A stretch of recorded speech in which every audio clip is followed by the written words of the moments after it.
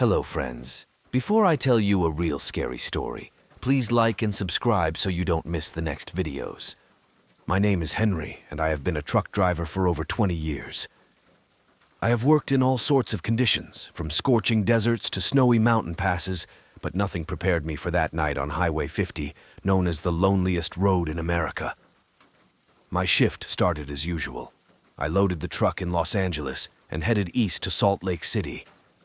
My truck was a real beauty, a red Kenworth with all the bells and whistles. I was always proud of my vehicle. The road was long and lonely. It was nearing midnight when I saw her. She stood on the roadside, illuminated only by my truck's headlights. A woman, all in white, with long black hair cascading over her shoulders. She was waving her hand, seemingly asking for help. I was raised not to leave people in trouble, so I stopped. "Do you need help?" I asked, opening the cab door.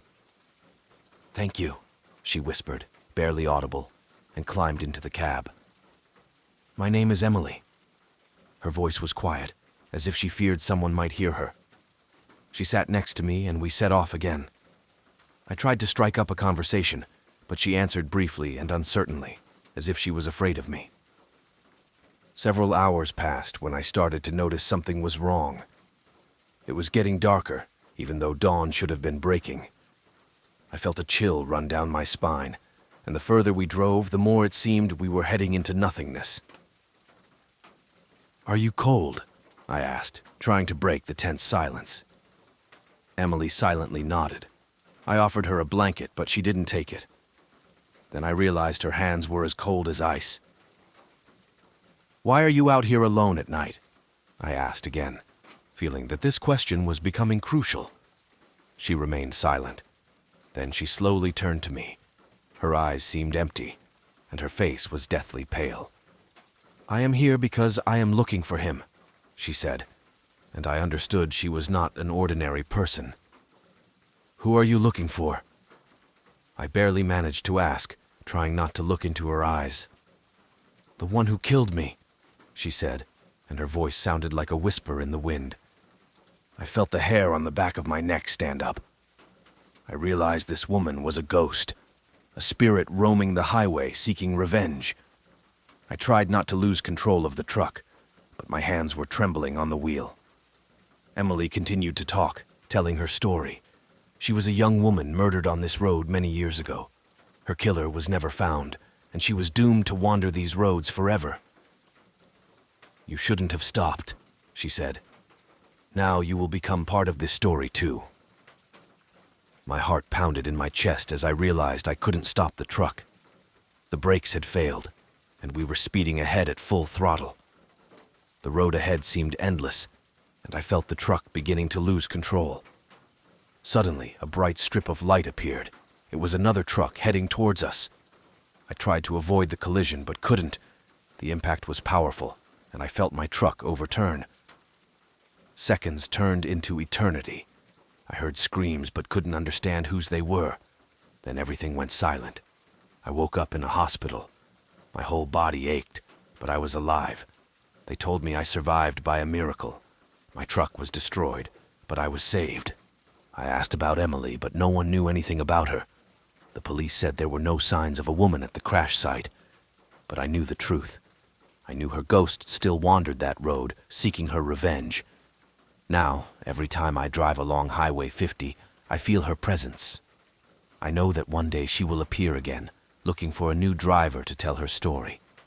And I never stop on the roadside at night anymore, knowing that some ghosts never find peace. My name is Mike Ridges, and I'm a truck driver.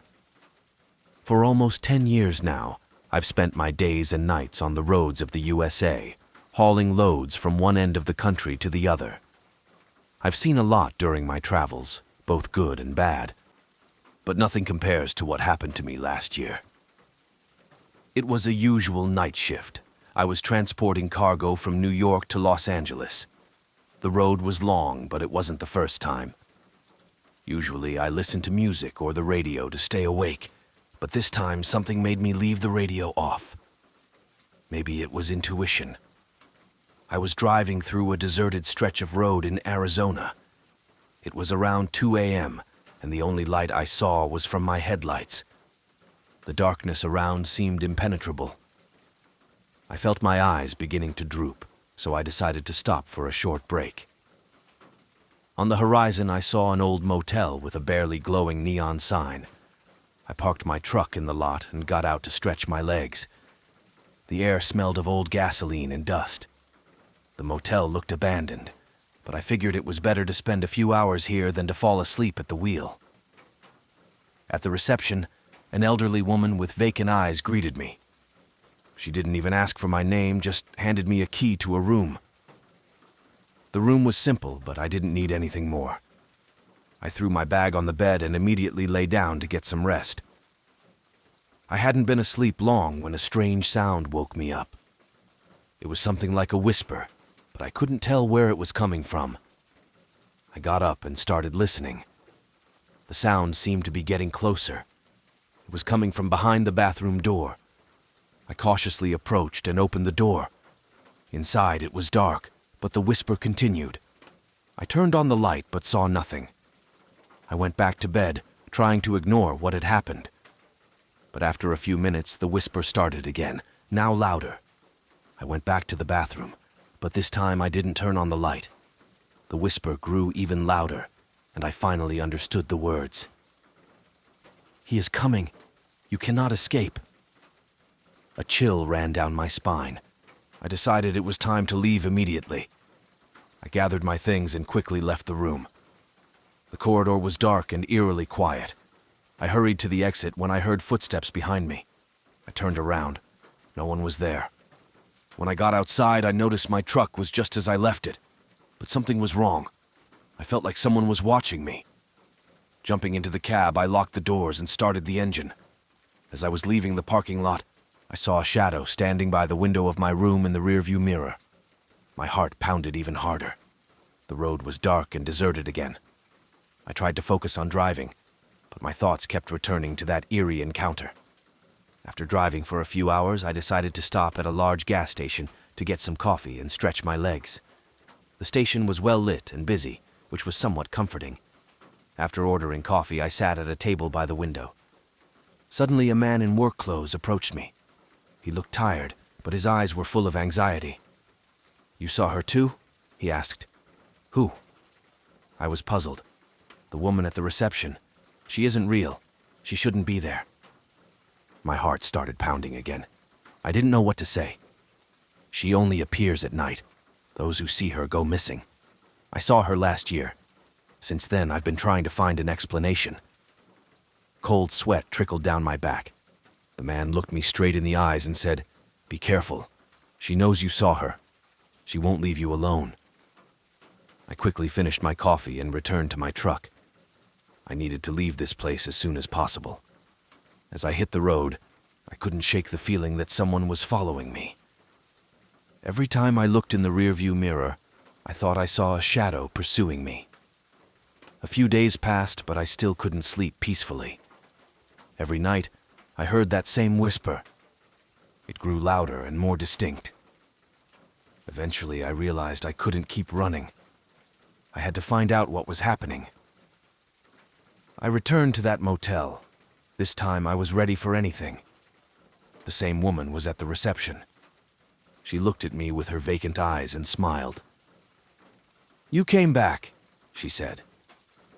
I nodded and asked who she was and what she wanted from me. She just laughed and vanished, leaving behind an empty room. I searched the entire motel but found no living soul. Everything looked as if no one had lived there for many years.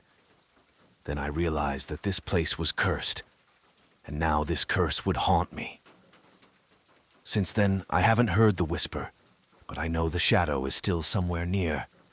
It's waiting. It won't let me forget that night. And I can't escape it. This is my life now. Constant anxiety and fear. I'm not the same person I was before. The story of that woman changed me forever. I just hope that no one else becomes her victim.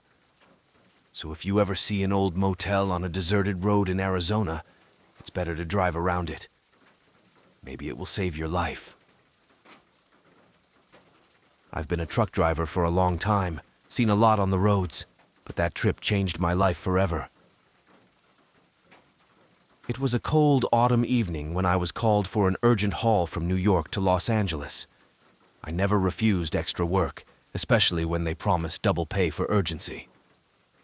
The truck was ready as usual, and I hit the road. The first few hours passed without incident. I enjoyed the quiet night highway and thoughts of my family waiting for me at home.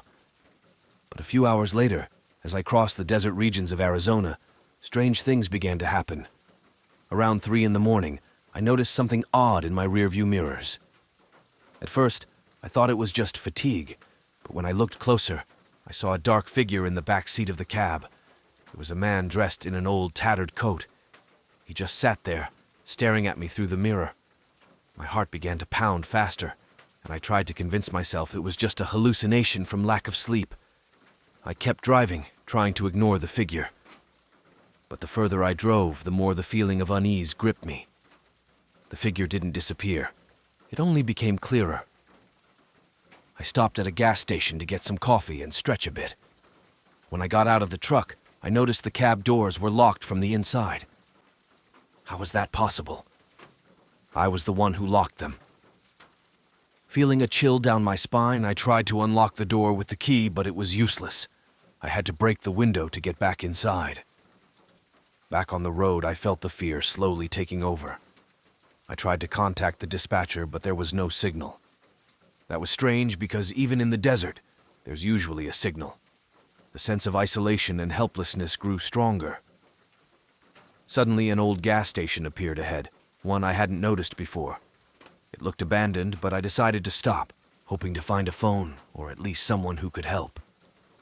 When I entered, I was met with empty silence and the smell of old, stale dust. I searched the place but found no one. Just as I was about to leave, I heard a faint whisper. It was barely audible but clear enough to understand it wasn't a figment of my imagination. The whisper seemed distant, but it confidently led me to the back door of the gas station. When I opened the door, darkness unfolded before me, accompanied by the smell of rotten meat. It was hard to see anything in the dark, but I felt something was there. I moved closer, and at that moment, my flashlight beam fell on an old photograph hanging on the wall. It was a picture of a truck driver who looked exactly like the silhouette in my mirror. Terror-stricken, I dashed back to my truck. It seemed like the last safe haven in this nightmare. I quickly climbed into the cab and started the engine, hoping to get away as fast as possible. But the truck wouldn't start. Suddenly, the rearview mirrors once again showed that same silhouette. This time, he wasn't just sitting, but reaching out to me. Panic overwhelmed me, but I gathered all my strength to start the engine. The truck finally roared to life, and I quickly sped away, leaving that horrific gas station far behind. But the whispering didn't stop. It grew louder, as if chasing me. I drove for several more hours until I saw the lights of another gas station. This time, I was more cautious and didn't get out of the cab. I stopped to rest and try to calm down. But just as I began to doze off, the whisper turned into a scream. The scream was so loud, it felt like it was tearing my head apart from the inside. I felt something cold and wet touch my neck. Turning around, I saw the man's face in the rearview mirror. His eyes were empty, and his mouth was open in an inhuman scream. I started the truck again and drove on, not knowing where I was going.